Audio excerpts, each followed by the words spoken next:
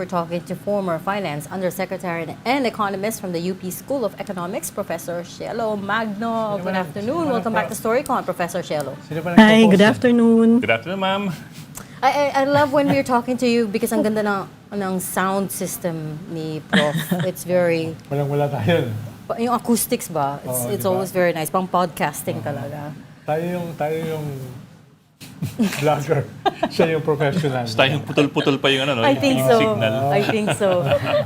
Prof, big picture, bird's eye view first. What did you think? Anything that stood out for you on the sauna yesterday? What were your big takeaways? Yeah, well, for me, I think it's an enumeration of the achievements of the different agencies of the government. Good thing he mentioned programs that will have an impact in terms of energy security, in terms of the environment, emergency management, etc. But I think what is missing is that the overall agenda or explanation or framework on why we are doing this. Ang sinasabi ko nga, parang hindi naman nalalayo dun sa annual report ni VP Sara. Kay VP Sara, ganun din enumeration, ilang puno ang natayo, ilang classroom ang napagawa. Ganun din kay PBBM. Medyo mas social lang yung kay PBBM. Kasi kung kay VP Sara, barangay level yung reporting niya. Kay PBBM, barangay level din, pero Bel Air. Kasi mas maraming budget. But for me, it's a good enumeration but not clear on where this is going to bring us. What outcomes are we expecting from all these projects that he enumerated? I was looking for big infra projects that he will mention because he used to mention those. Pero hindi natin nadinig. Ibig ko bang sabihin, Yusek, na yes, maraming mga ayuda economics, tax relief, subsidies, etc. Pero parang hindi ganun kalinaw yung mga structural reforms na medyo medium term and long term. Puro Yes. puro tactical, puro pang in the here and now. Yung Yes. pero yan ang gusto ng tao. Yeah, pero Populist. siguro dapat pineframe din natin in a way na tinataas natin yung expectations ng mga tao. Hindi lang basta-basta enumeration, kung hindi dapat malinaw kung saan ba natin gustong dalhin ang bansa. Halimbawa, yung Pax Silica na enumerate niya bilang malaking investment sa bansa pero hindi naman napaliwanag kung paano nga ba talagang magiging kapakipakinabang ito sa atin. No? Kasi if we look at the strategy of the government, investment is always just an enumeration of how many investors are coming to the Philippines. But how we are going to benefit as a country from these investments, hindi yan naklaro na mabuti. Ang dami din ng enumeration na to, mga projects, but he did not discuss how we're gonna fund it. If we look at the previous budget, half of our annual revenue goes to debt servicing. So sa dami ng mga proyekto na to na ini-enumerate niya, paano to popondohan? And lagi ko nga pinopoint out yung PhilHealth. He was very proud of it na may 4 million na nakinabang out of the 110 million Filipinos sa Yakap program, diba? But what he's not saying is that the administration is not providing PhilHealth the necessary funding for it to function well. So the same goes with all the projects that he enumerated. How are we gonna fund this? And that's the missing link because it's not enough to tell us that this is what I'm gonna give you because the money that's going to finance all these things that he enumerated will also come from us in a form of taxes. Ma'am, let me zoom in dun sa yung mga talagang pinalakpakan ng maraming tao dahil nakakatuwa nga naman pakinggan. It sounds very populist. For example, dun sa taxes, tax exemptions, amnesty, and so on down the line. Doon naman sa kuryente, talaga pinalakpakan din dahil maliban dun sa systems of charge, pati VAT ng kuryente napag-usapan.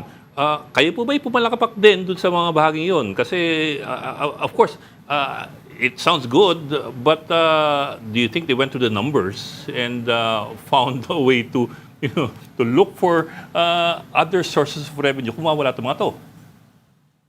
Actually, alam mo, for example, yung adjustment ng income tax exemption, that's just an adjusted income tax exemption ng inflation, no? Because currently we have 250,000 na exemption. Pinasaya noong 2019. What is the present value of that 2019 exemption? That's 350,000 and that's what the President is suggesting. So in-adjust lang po sa inflation yung 250,000 na current exemption natin. Ako nga, I wanna push it further pa to 500,000 and then magkaroon sana ang vision ng government. Gawin nating 1 million. Dahil alam naman natin na yung pangkasalukuyang sahod na natatanggap natin, yung kamahalan ng mga bilihin na hinaharap natin araw-araw, ay talagang hindi na halos sapat yung sahod na natatanggap natin. So for me, it would have been more powerful if maglalatag ng agenda ang administrasyon kung paano ba marireach ang halimbawa 1 million na tax exemption para sa mga mamamayang Pilipino. Pero yun nga rin ang kakabit nun, as I was saying, paano ang impact nito sa fiscal space? Because ang estimate dyan would range, revenue loss would be more or less around 50 to 70 billion pesos. So paano popondohan yan? No? And then i-add pa natin yung mga taxes na bibigyan ng amnesty, katulad ng estate tax. Tinatanong ko nga si Yusek Ronald kagabi, si Secretary Ronald kagabi, kasama ba sa bibigyan ng amnesty si BBBM sa kanyang estate tax? And then pag-usapan natin yung sa kuryente, totoo naman, I think it created inefficiency. Kung noong pinayagan ang mga electricity company natin na ipasa ang systems loss sa mga consumers, no? Kasi nawala yung incentives na i-minimize yan at i-address talaga yung mga dahilan kung bakit nagkakaroon ng systems loss. So I think that was a good call. I think kailangan linawin kung talaga bang sinasabi niya na tatanggalin ang VAT sa energy because that will again have a significant impact sa revenue ng government na halos kalahati nga inauubos lang sa pagbabayad ng inuutang din ng gobyerno. Gusto ko pang i-stretch further yan actually yung pagre-review ng presyo ng kuryente dahil sa Meralco bill natin kasama din na ipinapasa sa atin ang subsidy para sa mga 4-piece recipient. Wala po akong objection and naniniwala ako talaga na kailangan din naman ng tulong or subsidiya ng mga 4-piece recipient sa energy. Pero I don't think dapat pinapasa yan sa consumers. Dahil nagbigay na tayo ng contribution natin para suportahan ang mga 4-piece recipient. So dapat diretso na rin ang 4-piece assistance sa kuryente sa mga 4-piece recipient. Kasi parang mas maharap nila kung magkano ba talaga yung presyo ng kuryente, mas mag-practice sila ng pag-conserve ng energy. Kasi kapag sila ay subsidized, mas mababa yung presyo sa kanila, then hindi nila hinaharap yung tunay na presyo ng kuryente at yung burden ng pagsasubsidize ito ay again, nalilipat din sa mga ordinaryong household. So kailangan din naman talagang i-review yung mga pagpapasa ng mga charges sa mga regular na consumer ng kuryente. Yusek, nabanggit mo yung bahagi ng speech ni PBBM about Pax Silica. Sorry. Before we go to Pax Silica, because that's a whole nother conversation, can we just circle back to the tax? Yeah, okay. Yung Nabanggit lang kasi 50 to 70 billion, is that 50 to 70 billion in losses that you're estimating, Prof? Yes, yan ang estimate kung sakaling maitaas na natin yung income tax exemption from 250,000 to 350,000. Okay, not even including the cut to more minimum corporate income tax, not even including the amnesty. Wow. Okay, not including the systems loss and VAT being taken out of consumers as well. Yeah. So if you're gonna ask me, I think it was very important for the president that the president could have mentioned strategies on how we're gonna generate additional revenue to address this. Kasi ang nangyayari for the past years, utang lang ng utang. Currently, our debt is around 18 trillion pesos already. And to pay yung mga maturing portion of that debt plus interest rate already accounts for almost 37 to 40% of our annual budget. So imagine that. If 37 to 40% goes to debt servicing, and then you have to pay the salary of the civil service, which is more or less 20 to 25%. And then the operating cost of bureaucracy. How much is left really to fund development? Di ba napakalaking question nun? And the problem for me is, ang daming in-enumerate ni BBM na pagkakagastusan, hindi naman siya nag-mention ng source of revenue. For me kasi, ito ay ina-advocate din ng ating mga doktor, nakikita natin ng increasing incidence of smoking sa bansa. And for the past years, when we adopted sin taxes, they were effective tool in terms of reducing the incidence of smoking, etc. And so our healthcare sector is actually lobbying for an adjustment in the tax on tobacco, sugary beverages, etc. At hindi yan napapansin. But that's a potential source of revenue for the government, which the President could have mentioned para naman nakikita natin na may responsible management of finances yung gobyerno. Hindi ba isang dahilan dyan, Yusek, ay dahil less than 2 years na lang siya at dun sa kalahati noon ay campaign period na, election fever na. So practically isang taon na lang siya. So kaya very populist yung kanyang SONA ay bahala na yung susunod na gobyerno sa 2028 para dito sa mga sinasabi mo na mas significant long-term and deeper reforms na kinakailangan to sustain yung mga binanggit na ibibigay sa tao. No, ibig sabihin, he's becoming more, hindi ko naman sasabihin, Populist. lame duck. Populist siya. Dahil practically 1 year na lang yung kanyang hinaharap, no, to Well, implement these programs. Kaya ayaw na niyang pag-usapan yung long term. No? Bahala na yung susunod na gobyerno para doon. That's actually true. And then that started not in this SONA but in previous SONA as well. Kasi isa sa mga problematic portion ng budget din natin yung pension program ng military, di ba? And yet, ang sinabi niya ay itaas ito.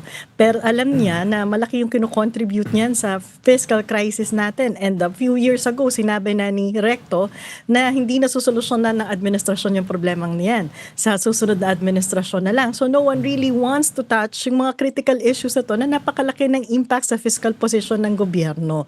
No? So for me, that's true. He's becoming very populist, preparing for the elections, kaya puro ayuda ang programa.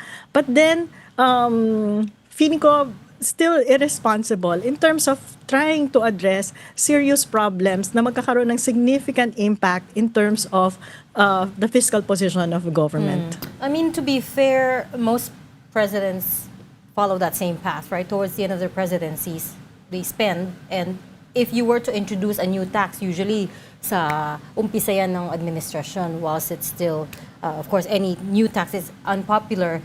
But in terms of... Sorry, I think I cannot hear you. Oh. Parang nawala yung sound. Ayan. Ayan, Can you hear us now, ma'am? Ayan. okay na. Oh, Okay go na, po. ma'am? Yes. Okay, Yeah. great. No, I was just saying, to be fair, that other presidents do that way as well, which is to say, towards the end of their administrations, they become generally more populist, they spend more. Pero yung time for raising new taxes is usually done at the start of administrations because it's so unpopular nga. Ayoko lang magbuhat ng sariling bangko. Pero nung panahon namin, ay Sige, buhat mo. very conscious si Pinoy na iiwanan namin ng Oo, may surplus. savings. Oo, tama. Yung susunod na gobyerno. May proposal na taasan yung benefit sa SSS, GSI. Na ayaw niya. Nireject niya. Dahil Correct. sabi niya, Yeah. dapat yung fiscal, yung space dito ay mas-sustain. Hindi yung magbibigay lang kami, popular kami, pero medyo problematic yung GOCC na yon. So, very conservative Can- siya dyan. can- Kaya oh. ayaw din niyang, hanggat maaari, ayaw din niyang mangutang. Can you believe that was 10 years ago now? That last time we saw transition between administrations, wherein the last administration left the next one a surplus.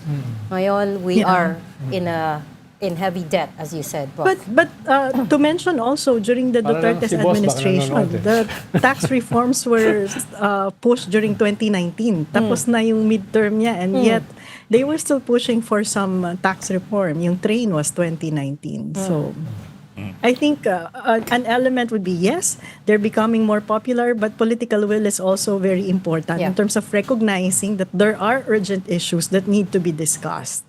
Ma'am, do you have other estimates as well for, for example, yung small business minimum corporate tax and yung amnesty, kung matuloy man, amnesty for What's the total estate, hit? Oo. donors and all that. And yung energy VAT. Although hindi tayo ganun ka-clear, I know, hindi tayo ganun ka-clear kung ano talagang gusto nilang tanggalin. Ballpark figure. Nako, wala pa akong estimate dyan, but I can imagine yung VAT on energy would be huge. I was actually trying to, binabalik-balikan ko yung speech niya kung sinasabi ba niya na ang tatanggalin, mawawala din yung VAT kapag ginawa yung systems loss dahil yung systems loss ay kasama doon sa Yeah. computation ng charge ng VAT. Or are we completely repealing VAT Yes. altogether sa energy? Kasi pag ako yung tinanong nyo, I wouldn't support it because what I'm advocating is a reduction of VAT overall, not just from energy, but yung general charging ng VAT natin from 12% na baka possible we reduce it to 10%, reduce it further to 8%. But that can only happen if we remove yung mga VAT exemptions kasi you have to broaden the base, Yeah. diba? So, I'm not sure if he actually discussed it with his economic managers and if it's really a sound approach in terms of completely removing VAT on energy.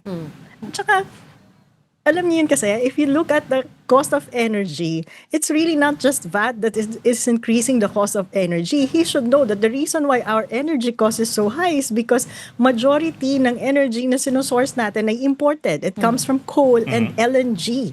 So kapag bumababa talaga yung value ng peso vis-a-vis dollars and nagkakaroon ng fluctuation ng presyo sa mga ganitong source ng at tipo ng kuryente, then talagang tataas ang kuryente natin. And the approach is not to remove VAT but to fix yung energy sources natin. That's why medyo nakulangan ako. Kanina hinahanap nyo kung ano yung mga priority bills na dapat i-mention niya. Meron siyang bill na minention, yung Sariling Kuryente Act. And I was trying to really look for it and it seems like it doesn't exist.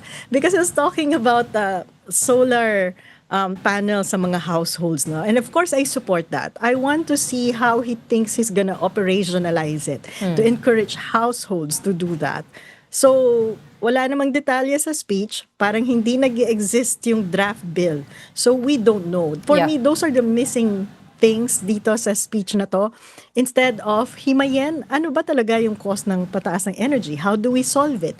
Why can't we motivate, encourage, support our LGUs to actually form partnership with the private sector to tap yung mga domestic energy sources natin para hindi lang national government ang nag-initiate. Yung ganon, we might Yeah. have seen for me, I would have appreciated parang a whole government approach mobilizing different sectors, sa private sectors, sa civil society, local governments, into trying to solve yung mga specific problems and knowing where we want to go instead of just an enumeration of projects. Di ba?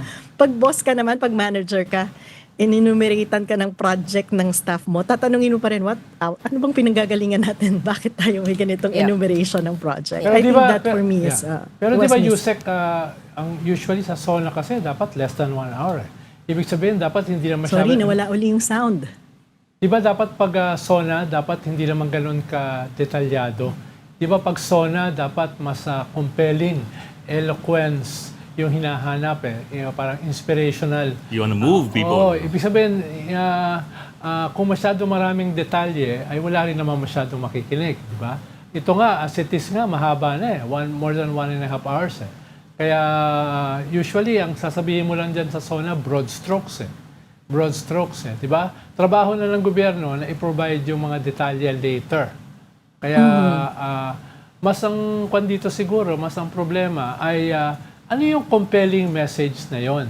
Yung ba yung first 3 minutes? Yung ba yung last 3 minutes? No, baka yun yung medyo kulang Yung CPLA. gitna na meat. No? Halimbawa, sinabi niyang game changer itong Paxilica, pero sabi mo nga, hindi naman napag-usapan yung substance. No? Yeah. Dahil nga, precisely, wala pa naman talagang substance. It's just a brochure. It's just a brochure pa lang Di ba? Yeah, but I think when you say game changer ang Paxilica, it would have been easier to have a few more bullet points to explain why it's game changer for us, not just because it's a parang check. Well, meron tayong investor, but pwede mong sabihin na game changer tong Paxilica dahil for one, we're going to make sure na hindi lang basta ordinaryong trabaho ang lilikain natin, pero high level at kalidad na trabaho sa bawat Pilipino. Ginagarantiyahan natin na talagang magkakaroon ng strict enforcement ng mga environmental regulations natin. At hindi lang strict enforcement ng current environmental regulation, itataas pa natin ang taas na to sa global standard na ginagamit na ngayon for AI data centers. Di ba mas masarap pakinggan yun kapag ganon? Yung parang, so yes, maganda pakinggan yan, but how do we do that? Hindi natin yun nadinig sa presidente. Siguro isang highlight na sinabi mo, yung opening niya, panagutin si Martin Romualdez, no? Pero kasi ako matagal ko na ring hinahanap from the president dahil siya yung nagbukas ng issue ng corruption na to.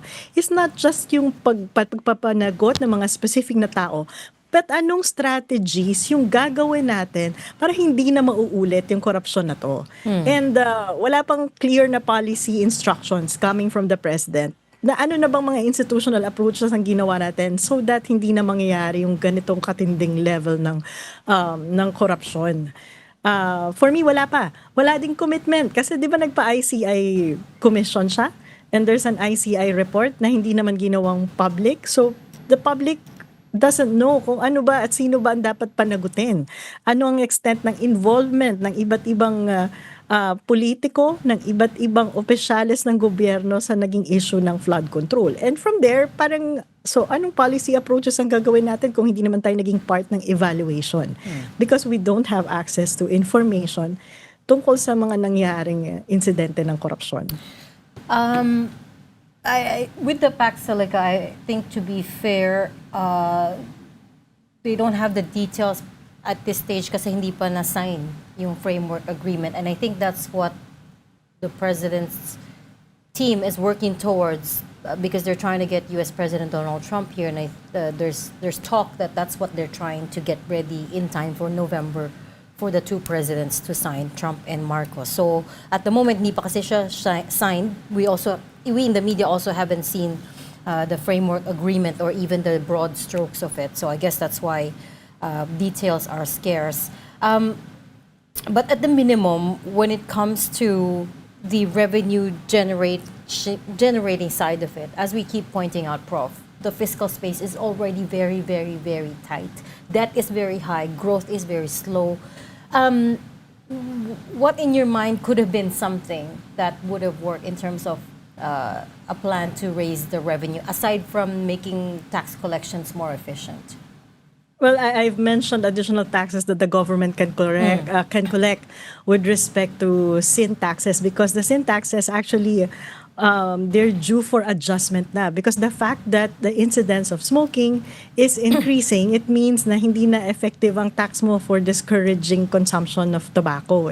Same with sugary beverages. But what we've seen so far in the past years ay naging very effective din naman itong mga sin taxes na to in terms of discouraging the consumption ng mga ganitong klaseng produkto. But the president did not mention it. It could have been helpful in terms of increasing or at least raising additional revenue para pangtapal dito sa mga mawawalang revenue na resulta ng mga ipinangako dito sa SONA, no? And then pangalawa siguro, and this one I've been advocating for a long time, the aspect of tax administration. And it's really not just about collecting more taxes at yung pagsakal sa mga MSMEs natin, but making tax administration more efficient. That includes establishment of tax authority that has capacity to become more data-driven and to have a taxpayers advocates office within the tax administration system para naman may magtatanggol din sa karapatan ng mga taxpayers, no, within the tax administration system natin. Yan, yung tax administration is a very important aspect kasi tax effort natin is low compared to the total revenue that the government is collecting. Yusek, yung mga problema kasi natin ay hindi naman patsi-patsi. It's more structural. Ang problema ng ating mga leaders, dahil very short-term yung kanilang term, hindi sila makapag-isip strategically. No? Isa tong problema within our political system. No? Sino mag-iisip ng mga proyekto na tutumbukin yung ugat ng ating suliranin na kinakailangan ng ilang dekada? Wala mag-iisip ng ganon. Diba? Especially since we don't have an ideological state, no? Katulad ng ibang bansa. So, kung merong bagong leader sa 2028 na uupo, ay ano yung pwede niyang gawin dito sa mga structural roots ng ating problema, maliban sa ayuda economics? Alam mo, Secretary Ronald, no, napakaganda ng tanong mo kasi tama kayo, walang ideological positioning yung ating mga politicians para makapag-advocate ng mga solusyon sa lipunan. Pero hindi rin naman nawawala yung mga solusyon na yan. Kasi for example, sa academe, sa mga different organizations, civil society, nagkakaroon na ng continuous conversation kung ano ba yung mga priority policies na dapat nasusulong natin para lalo nating mas mapalagong ekonomiya, para mas maging fair ito, para mas makatarungan sa mga mamayan, paano natin i-address itong mga social protection programs na to. So napakaganda sana na kung sakali may mga tatakbong kandidato sa susunod na eleksyon ay hindi lamang nila alam kung ano ba yung dapat gawin, maging bukas din sila sa konsultasyon at itaas natin yung antas ng diskurso sa eleksyon kasi alam naman nating hindi sapat yung mga pinapangako ng mga politiko natin katulad ng 20 pesos na bigas, 10,000 bawat isang pamilya. Pagdating ng eleksyon, pagkatapos ng ma-elect na nila, nagkakalimutan na at alam naman natin na yung mga pinapangakong yan ay hindi talaga solusyon sa tunay na problema ng lipunan. So, dalawang challenge siguro sa mga nangangarap tumakbo, mas maganda po mag-level up na tayo ng skills para totoo namang mailalatag natin yung talagang magsosolve sa problema ng lipunan. Para naman sa mga voters natin, siguro po ang itanong natin ay ano ba talaga ang magagawa nyo para sa amin, para maiangat ang buhay namin mula sa laylayan. Hindi yung temporaring solusyon lang ng ayuda, kung hindi, paano nyong i-operationalize yung pinapangako nyo sa aming hanap buhay, trabaho, etc. etc. Kasi madalas, puro pangako, pero hindi natin alam paano nga ba talaga nila magagawa yan. I think at this point, dapat iangat na natin yung mga pagtatanong na ginagawa natin sa mga politiko. Ma'am, let me just go back to Pax Silica kasi the numbers being given to us by BCDA, of course, on the surface, they do sound so enticing. $70 billion in investments, 180,000 new jobs directly, and 800,000 daw indirect jobs, and I think $200 billion in exports. So it does sound very enticing. Pero realistically, do we have the infrastructure and can we build the infrastructure necessary in the next few years to be able to accommodate all the power and water requirements of Pax Ivor? Silica? Alam Iba pa yung niyo, labor. kailangan talagang himay-himay yan because it's easy to promise jobs eh. Pero Yeah. ano ba klaseng mga trabaho yan? Because for example, there can be thousands of jobs created sa construction level kapag tinatayo pa lang yung economic zone. But talking about high-level jobs, yung mga highly technical jobs, ilan ba talaga yan? Because AI data centers are not really job creators. Konti lang yung ginagawa dyan kasi ano na yan eh. It's the machines. Automatic na yan, diba? So, how many people do you really need to run a data center? Baka naman janitorial services or auxiliary services na talaga yung mapuproduce natin, diba? Kaya dapat hinihimay-himay. For example, dun sa mining, which is a necessary input dito sa Pax Silica because they're talking about processing. Ako, ang issue ko talaga dito, bago tayo pumasok dyan, we should review again the taxation ng mining. Kasi whether we're selling it to China, we're selling it to the US, we're selling it to Israel, ang importante is magkano bang kinakukuha natin dito bilang mga Pilipino? Based on my estimates sa mga previous studies ko, it's only around 35 to 39% of profit ha. Ibig sabihin, binaynos ko na lahat ng cost na posibleng ma-incur ng mining companies. Maximum 39% lang nakukuha natin as government, as owner of the minerals. For in other countries, nagre-review na sila ng mga policies dyan. At tinataas na yung tax to as much as 50 to 60% profit share. So dun pa lang, sa usapin ng pagbibenta ng raw materials, ay agrabyado na tayo. Paano pa yung mga susunod na antas? We see yung mga ganitong processing nangyari sa Indonesia, and that's why for me it's very important na himayin kung anong klase mga trabaho. For example, in Indonesia, they had processing. It's very Chinese driven kasi Chinese investment yung pumapasok doon. But if you look at the jobs that were made available to Indonesians sa mga processing plants na to, sila yung mga drivers ng dump truck. Yung mga mababang klase ng trabaho sila yung gumagawa. Pero yung highly technological engineering stuff, I saw Chinese people managing and running yung mga ganung portion ng processing. So, Kaya napaka-importante na bago magpirmahan, kahit framework pa lang, malinaw dun sa framework na yon kung paano nga ba tayo magbebenepisyo bilang isang bansa. Malinaw kung ano yung mga requirements in terms of resources, energy, water na gagamitin para dito at anong technology yung gagamitin nila para ma-minimize yung damage so that klaro sa atin kung beneficial ba o hindi. Kasi alam nyo, even now with our economic zones, we ask our domestic industry, paano kayong nakikinabang? Because it's easy to compute how much export is coming from all these economic zones. But in other countries, when they set up economic zones, hindi lang yan bilangan kung ilan yung naging investors kasama sa evaluation nila. Paanong na-link itong mga companies na nag-locate sa economic zone natin, sa mga domestic industries natin, may local sourcing ba? Kumbaga, hindi lang tinitingnan yung bilang ng employees at laki ng investment, paano to na-integrate sa domestic industries natin at paano pa napalawak yung transfer of technology para magkaroon ng industrial policy sa isang bansa. So I think yun yung mga kulang na kulang. Masarap pakinggan yung mga numbers, pero importante na may mga safeguards in terms of potential negative effects sa atin. Ano yung mga minimum requirements natin for the countries, partner countries to set up all of these facilities dito sa Pilipinas. Yung iba kasi- How are we really gonna benefit from this? The 35 to 39% profit share that goes to us as owner of the mineral, that's for raw minerals export. Yes, And the counter yes. argument when we talk to people at DTI, BCTA, and the government, their counter argument is that that's really what happens when you export raw minerals. That's why we need a processing plant right here, which the US is apparently committed to help us build so that you extract the mineral here, you process it here, and then you capture most of the value before you sell it abroad. Do you buy that? That's not really true because the effective tax rate is based on the rates that the government imposed. Diba? Even if you're selling abroad, if your government has strong monitoring policy, you're going to be able to maximize the amount of minerals that you should be selling. Diba? So even if we have processing here, you will be selling the same minerals at the same tax rate and then you get the same effective tax rate. The only way to increase that is to increase the tax and increase the royalty.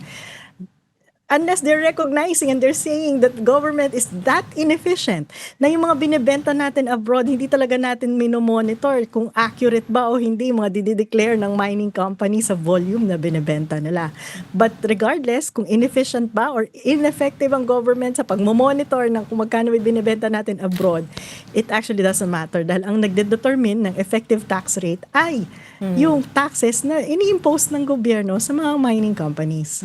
Kailangan ayusin muna yung tax regime before then. Yes. Right. Well, kakapasa lang nila yan eh. But yung lumabas, of course, is very favorable Yeah. to the mining industry because it was shepherded by then Speaker Romualdez. Yung isa rin kasing component nito, Yusek, is cultural eh.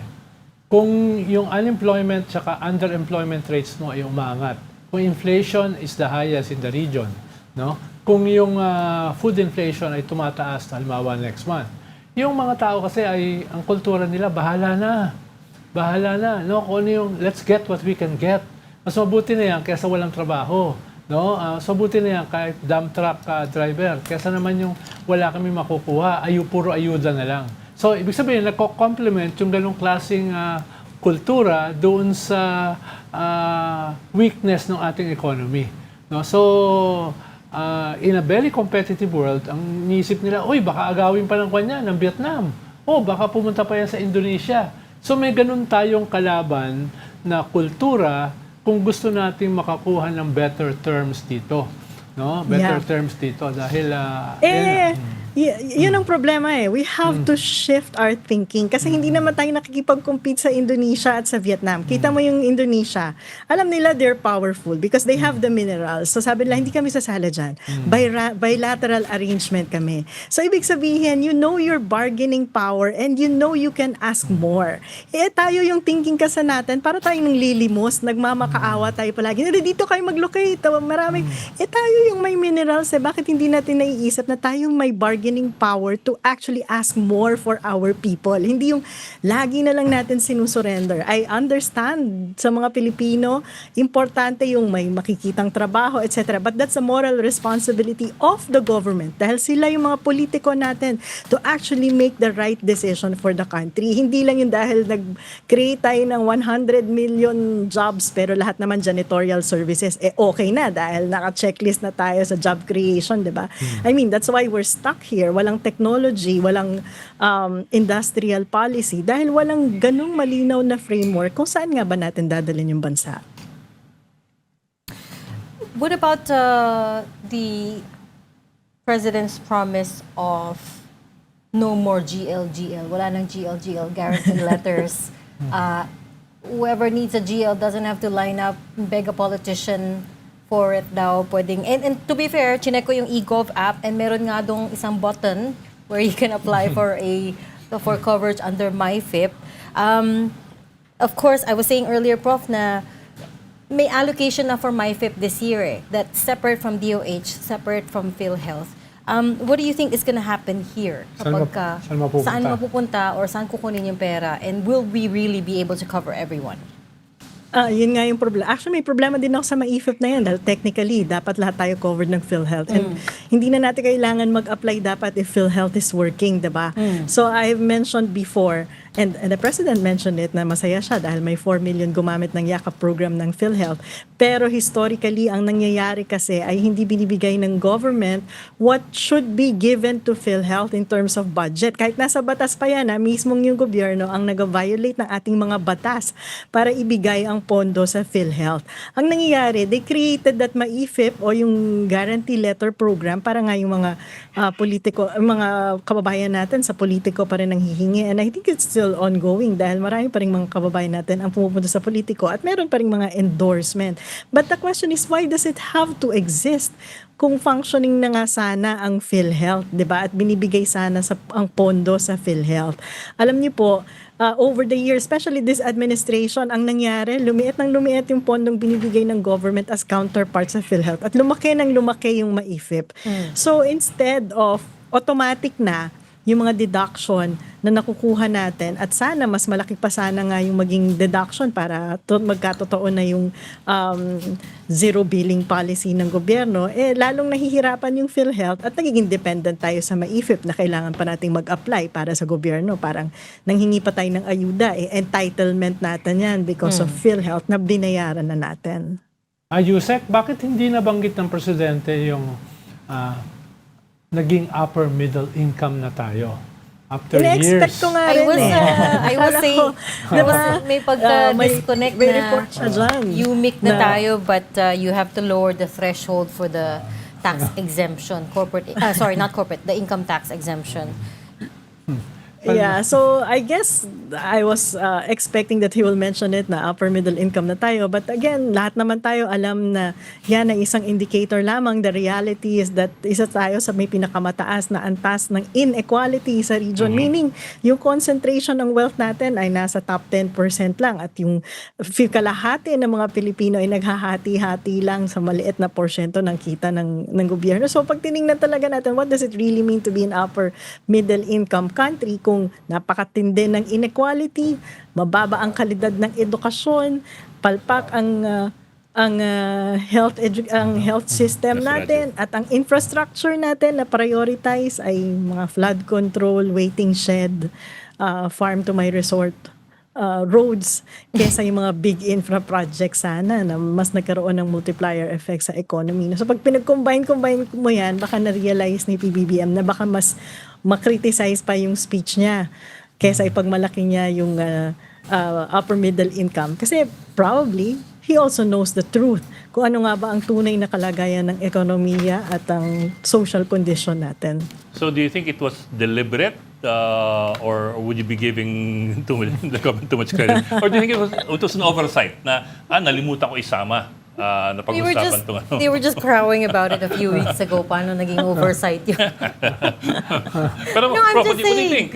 Do you think it was deliberate? Do you think it was talagang I think naiwanan? nakalimutan siya. Yeah. Kasi for example, coming from DOF, Well, ito deliberate to. Kasi coming from DOF, kung halimbawa meron kang ganung suggestion no, na itaas ang exemption ng tax, may kakabit talaga yan eh. Because that's what you do sa fiscal Yeah. position. Kakabit Exactly. talaga na ito yung magiging revenue generation natin, kapalit ng itong tax exemption natin.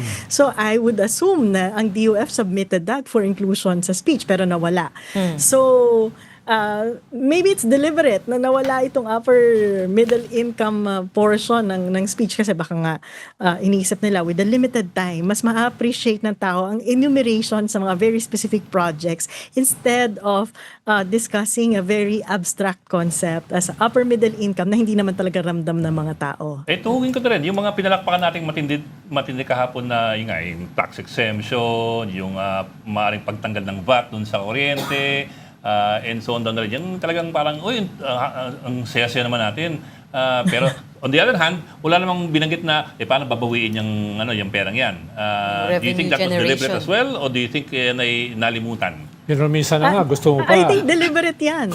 Deliberate yan because I don't think the DOF will submit something or will support something na walang kakaakibat na revenue generation. Dahil nga, pag tiningnan mo yung ating fiscal position, ang sikip-sikip na at halos wala ka nang ma-allocate para sa development programs, di ba? Kung wala kang tax revenue, tapos nabawasan pa yan, 50% na yan napupunta na sa pagbabayad ng utang.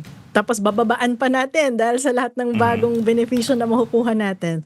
Paano na? How do you finance development? Without new taxes, that means government will continue to borrow more. So, wala lang. Ganun na yun. That will be the direction, diba? Baka ganun nga talaga, Yusek. Dahil baka hirap sila. Paano pag revenue generation, it's very complicated, very It's very unpopular. Diba? Yung pag Mahirap mag-revenue talaga generation kapag ka. ikaw ay CPBBM at ang i-impose mo ay tax on tobacco. Mahirap talaga yun. Kaya nga, Oo nga naman. ang easy way out, kaya nga, ang easy way out talaga, ay utang ka na lang ng utang. Diba? The way out is to let as you said, let the next administration worry about it, right? But ikaw, Prof, I mean, given the spate of very populist promises that we heard yesterday, and as you said, we're already at a record high pagdating sa national debt. How worried are you about bloating that figure even more? Gusto kasi nila, Professor. It's very dangerous actually. Kasi pwedeng isipin natin na sipain na lang natin yan, next administration na lang gagawa niyan. But financial institutions, yung mga pinag-uutangan natin are evaluating our fiscal position. And if they can see na hindi tayo nakakabayad at hindi magaling ang ating fiscal management, that means itataas yung interest rate ng pag-utang natin. At mas iiklian yung period ng pagbayad niyan. So, that's very dangerous in terms of fiscal management. And eventually, para i-address yan, talagang mag-i-impose ka na naman ng tax. So, mukhang masarap pakinggan ngayon itong lahat ng exemption na binibigay sa atin ng gobyerno, but without clarity kung paano popondohan ang budget ng gobyerno, medyo delikado po talaga yan dahil minomonitor ng pinagkakautangan natin kung paano ang fiscal management natin. Meron ka, Yusek, na isang external factor, an elephant in the room, yung Iran war. Yung tawag nila ngayon dyan, the forever war. No? Dahil parang walang light at the end of the tunnel. Exit no? ramp. Oo. So, na-factor in na ba yan ng ating gobyerno dito sa kanilang pinaplanong mga economic projects, economic agenda, key result area? Yan ba ay na-factor in na? Parang hindi ko kasi nakikita eh. No? Yan na yung sinasabi natin na kasi kung malinaw, may theoretical framework, may direksyon, may malinaw na paglalatag, bakit ba natin to ginagawa? Then maiintindihan natin na ito ay approach na dito sa mga krisis na kinakaharap natin. But because ang nakita lang natin ay enumeration, hindi tuloy natin malink sa ano bang problema yung sinusolve natin at ano bang outcome ang in-expect natin. For example, sa energy, diba? Itong krisis sa Middle East, alam naman natin na napakalaking impact sa energy at sa public transportation. So I would assume yung sinabi niya na, we will encourage EV, hindi muna natin tataksan, is part of encouraging household to shift to electric vehicles para mabawasan yung dependency sa fuel, broader public transportation na hybrid at EV na rin ang gagamitin should be part of that. We've been discussing it. So I'm actually glad the government picked that up. Yung mga solar panels sa bubong is actually, these are strategies to reduce our dependency sa fossil fuel na nagka-create nga doon. But sabi ko nga, kung ako yung gumawa ng speech, I would have anchored it itong problema na sinusolusyonan natin. At ito yung mga short-term approaches, medium-term, long-term, at ganito natin imomobilize ang mga different sectors to be able to, all of us on board in terms of addressing this problem. Kasi halimbawa yung solar panel, ano bang iniisip ng government? Because in the short run, ang sinabi nila, okay, you can borrow sa SSS, Pag-ibig, etc. para mapasolarize nyo yung bahay nyo. But are there any other strategies na iniisip niya? Because for example, some LGUs, nagbibigay na ng discount sa RPT kapag ka nagpa-solar panel ka ng bahay mo, diba? So, without details, kaya parang kinulang yung discussion ng Pangulo. But yeah, at least there was mention of the Sariling Kuryente Act, EV, solar panels. I'll ask you something that si Ronald refused to answer. Prof, what grade would you give that SONA? Sabi ko sa UP may 4 diba? Incomplete. Because of all the things that I mentioned. For example, he said na pananagutin si Romualdez, but for me, it's incomplete because it's not enough na magpakulong. Kailangan may policy changes to prevent this from happening again. Merong enumeration ng pagkakagastusan, pero hindi naman enumerate kung paano popondohan. May enumeration ng mga specific projects, pero hindi naman nililink sa problema at sa specific outcomes na gusto nating makita na maapektuhan. So for me, may potential na pumasa, but it is incomplete. May potential po. Professor ka talaga, Prof. Buti na lang, hindi ko 4. naging professor yan. Buti na lang, hindi ko naging professor yan. Ang sabihin mo naman, may potential kang pumasa. Pero incomplete. Incomplete ka. Kulang ka. Kayo kasi, nagpromisa lang, gusto niyo pa tuparin. Okay, we'll leave that there. Thank you so much for talking to us and explaining all of that, Professor Shelo Magdo of Thank you, the ma'am. UP School of Economics. Salamat, Thank Jose. you. Maraming salamat.